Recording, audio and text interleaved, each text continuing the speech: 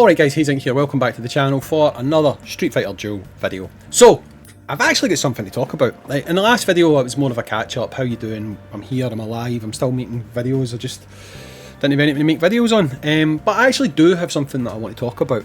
Now, I don't really do this, believe it or not, but I want to actually make a video talking about something that Payne made a video about yesterday. Now I'll link his video in the comments because he always does that when he does these kind of responses to videos that I've made, so I'll do the same thing. I'll link it in the video down below. But in the video it was basically talking about the characters that we've got left to come and his worries about the game due to like financials and stuff like that. Now I wanted to talk about that because my takeaway from it, which might not have been anyone else's takeaway, and I'm not even saying that it was intended to be the takeaway, but my takeaway from it is it almost came across as the game's doing worse now than it was previously, right? But that's not actually true, right? So allow me to elaborate why I'm making this video. So first off, it is true that we only have got, of original characters, we've only got Seth and Balrog to come, okay? Other than that, every other character we get within this game is going to either be a collab or a variant, as people call them. So characters like your Yakuza Ken and Guy, your Flame Vega with Kami, your Fashion Dalsims and all that kind of stuff, right? They're all going to be variations of characters who are already within the game, right? And that's because this game is a Street Fighter 4 gacha, which I've spoke about before, makes no sense. Should have been a Street Fighter gacha. Huge universe of characters that you could use, but the license was specifically for Street Fighter 4, which does limit who you're going to get, right? So we've known for a while that we've only got these two characters left, so this is not really new information. It's not anything that people should have been surprised about, okay? But the thing that I wanted to speak about was going over the financials for the game, right? Talking about how the game isn't making as much money as it used to make and all that kind of stuff, and how that might be a worry. Will it make it 2 years? Will it not make it 2 years, right? Now, I actually spoke about this a couple of months ago, and I said that it was Evil Ryu was when I pretty much got the big surprise that even a fan favourite character wasn't lifting the game back up to the kind of higher numbers that I had seen the month before and then the month before that, right? But here's the thing, if you actually look at the revenue that the game has generated between pretty much Evil Ryu and now, it's floated around the same amount. Per month it's floated at around about the same amount of money. It's produced between 1.5 million to 1.2 million combined against all platforms. So if you take Crunchyroll and A+ on Apple and you take it on Android, if you combine the amounts, the total amount the game has generated has been around the 1.2 to 1.5 million mark. It's fluctuated up and down, but that's kind of where it's been. The game, I want to say, is how do I put this the right way? Holding steady at its level. And what I mean by that is there's obviously a group of players who play the game and they spend. You may well call them whales, or the game's whales, right? But obviously there's a lot of other players as well who spend, right? That explains how some months you have slight peaks and then other months you have slight troughs, right? Because there is still some dolphins within the game who will spend for their favourite character, but they won't spend for every character, right? Whereas the whales will spend for every character, and that's how the amount is around the same ballpark every single month, right? Now, I think one of the things that was concerning Payne was this month's figures takes into account the anniversary. But that in itself isn't 100% accurate either, because the way that the anniversary launched was it launched at the end of the previous month. It was only for a couple of days, but it launched at the end of the previous month going into the following month, which means that some of the money spent on the anniversary was actually counted in the previous month's totals and not last month's totals. And why that's important is because from what I know from players, right?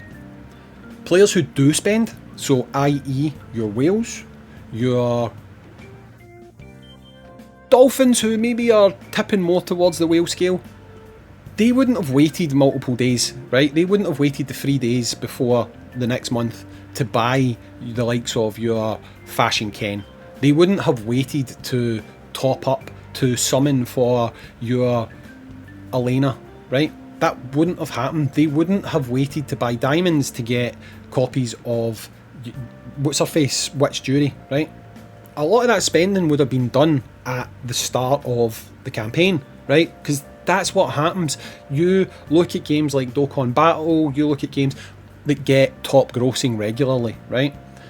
They don't usually get top grossing a few days after. They either get it when the banner launches, when these new units come out into the game, or they don't get it, because the revenue is mainly spiked to release point, not a few days after. So the figures that were seen for last month would probably more or less have been made up of Oni, right? Oni's Grant and stuff like that, right? So if you look at it through that perspective, last month was actually pretty decent, right? And I say that because the game, at least in my opinion, the developers have realised potentially that they need to do things better if they want to generate revenue, right? And I think the most positive change they've made for spenders, okay, is to introduce the grant that allows you to pick up a copy of the unit, right? So we obviously look at grants. You see here, this Oni grant, where you got 2 copies of Oni, that £35 or $35, whatever it was, that is a solid pickup if you are someone who is still spending within the game, and you'll get more value off of that than you will from just randomly buying tickets, right? So for people who have maybe saved up 400 tickets, right, to them, if they still spend money, they think to themselves, if I buy that, I'm going to get 2 copies of Oni, I'm going to get 2 copies from the event, my 400 tickets might actually now get me this unit, and they're far more likely to drop some money on the game, right? Which is why I think that if you actually take last month in isolation and look at what actually happened, most of the spending for the anniversary would have happened the previous month, and most of the revenue generated last month would have actually most likely come from Oni's banner, right? Now, the reason that I think that spending on the anniversary itself wasn't necessarily higher is because, let's be real, let's be honest, and let's just cut the bullshit and talk about this completely frankly. There's been a big push on Discord, on Reddit, on Facebook pages, on YouTube, pushing the fact that you don't have to spend money in this game to progress, right? You've got channels that put out guides on how to do everything free to play, on the fact that you don't need to summon the new character, you can do it all with what you have in your box. You've got other channels in the past, like Pain, who have basically done videos that's, look what I've done with my free to play account, there's the first purchase thing, it's never been used, I'm smashing level 37 or whatever, right? I'm able to push to level 450 in the tower or whatever, right? So when you're a player and you see that, regardless of how good the offers become, you're not really going to entice a new spender to spend, right? It's just not going to happen, because those players have been exposed to the fact that, why would I spend? I can do this for free. So not seeing higher revenue during the likes of the anniversary doesn't actually worry me in the slightest. I don't think it indicates anything about shutdown of the game. What would worry me is if we start to see big drops, right? So the game is currently floating around about 1.2 to 1.5 million. If it starts dropping to a million, 750k, 700k, at that point, yes, I think that is slightly alarming, because what that means is you've either lost your spending players, or you're no longer enticing those players to spend by doing decent things within the game, okay? that is when it becomes a problem, right? Now, I've seen people on Discord and stuff saying, oh, the biggest whale quit the game because something that happened on Discord and he took so many of his big spending whale friends with him. That did happen, but that happened like a month and a half ago. And if you look at the revenue for the last 2 months, it's not really changed, right? It's not really changed. So despite the myth that people seem to have in their head that there's maybe 1 or 2 people spending, keeping the game alive, that's clearly not true. You just need to look at the financials for the last couple of months and you can see that that's not true. And if this month is any indication, because I believe, just going with trends and stuff, that most of the spending would have actually happened in August, not September, for the anniversary, it would mean that September was pretty much made up of Oni. Because what else happened this month? You had El Fuerte and Oni. I don't think there was anything else, was there? There was the anniversary, El Fuerte, and then Oni. I don't believe we had another unit. In fact, it's quite easy for me to check because all I need to do is go to the mall and the unit would still be for sale. Yeah, we just had El Fuerte. Right, so that would basically mean that the revenue of around about 1.25 million last month would have been made only from Oni. Right, just from Oni. From Oni's grant pack, from ticket sales, whatever. Right, which on the grand scheme of things, compared to previous months where we've had multiple units, I think that the game potentially done pretty well. Looking at this month, I think it's got the potential to do better. And the reason I say that is because if people are attracted to those grant packs, right? If that is what people are attracted to, and we look at the Warrior grant and they decide, okay, I'm going to pick up this Summer Ibuki grant, I'm going to get 2 copies of Summer Ibuki, it's going to cost me $35 or £35. Awesome. That's going to be a batch of people who've spent money. And then if, what I still think is going to happen, if we get the collab this month and they do something similar where we get the grant and all the rest of it, potentially a legendary character who actually knows at this point, then I think this month's got the potential to be higher than last month. So I don't necessarily agree that the game is looking in any worse of a position than it was 3 months ago. In fact, what I would say is, because of the slight tweaks to the monetization, because of the slight ways that they are making the game more accessible to free-to-plays, like giving 2 copies of the unit for free in the event, like giving out Starlight for free with events and login and stuff like that, I think the game is a more attractive prospect now than it was 3 months ago when things were looking a little bit bleak with how much it was dropping money. And now it seems to have found a level. If they keep introducing things that are more attractive, that can encourage more dolphins to continue to pop off and purchase because they think, you know what, I'll buy that legendary character, they're only charging $29.99 for it, I'll buy that. That's just going to make the game generate more revenue. So for me, when it comes to worries, I would actually say I'm less worried now than I was 3 months ago, because I feel like the game is in a better place.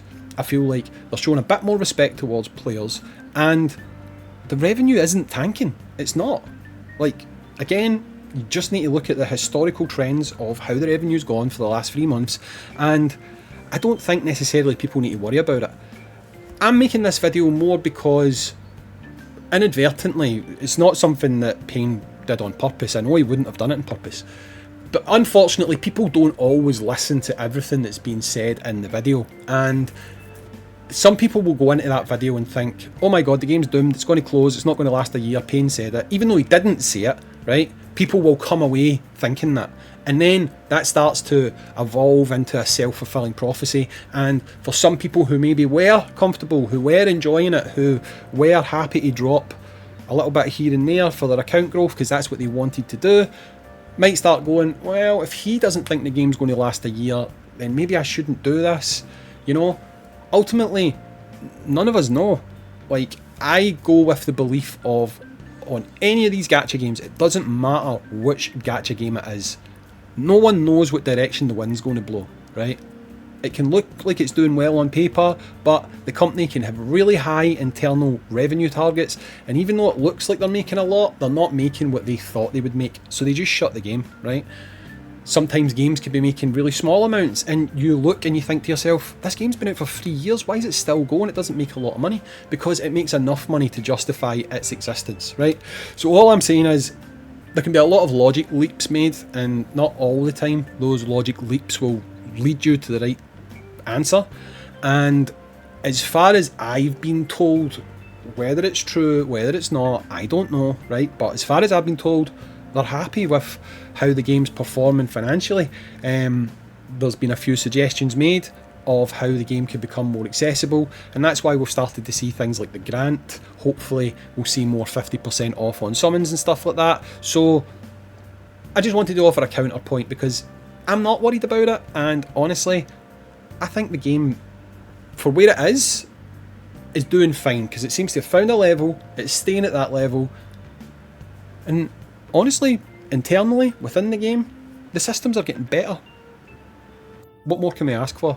Apart from taking off the brakes and the likes of the tower and stuff like that. Stop gimping us, man. Stop not letting us do things. But apart from that, anyway, I just wanted to offer an alternative take, because like I say, I just feel like some people may have come away with a little bit of a doom and gloom feeling, and I don't think that was necessarily the intention, but at the same time, people take what they want to take from a video. It's not always what you're trying to put out there, but in case people are kind of coming away from it as a doom posting type thing, I just wanted to offer a rebuttal and explain why I don't necessarily think the game's in any danger of closing anytime soon. But anyway guys, I've been Hayzink. Let me know what you think in the comments down below. Agree? Disagree? I'm fine. I don't mind. Let me know in the comments down below, and I'll catch you in the next one. Peace.